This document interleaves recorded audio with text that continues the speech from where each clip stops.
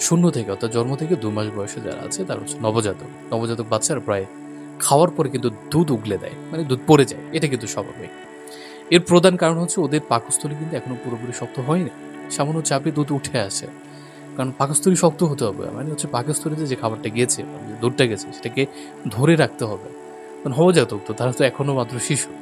তাদের এখনো শক্ত না হওয়ার কারণে দিনে ২ থেকে ৩ বার বা অল্প পরিমাণ দুধ উঠলে কোনো সমস্যা নেই। তবে তাদেরও কিন্তু সতর্কতা আছে। কি সতর্কতা? জোরে পড়ার মতো মনে হচ্ছে মানে আপনি বুঝতে পারবেন যে না বাচ্চা তো স্বাভাবিক বমি করছে না। মানে মুখ ভর্তিও যে বমিটা আছে আরকি সেটা যদি করে তাহলে এটা কিন্তু বিপদের একটা ইঙ্গিত। আর হচ্ছে বমি যদি দেখেন সবুজ, দুধ কিন্তু সাদা হয়, হ্যাঁ? বা হালকা একটু কালার চেঞ্জ হয়। কিন্তু যদি দেখেন সবুজ, হলুদ বা রক্ত মিশ্রিত তাহলে দেরি করবেন না।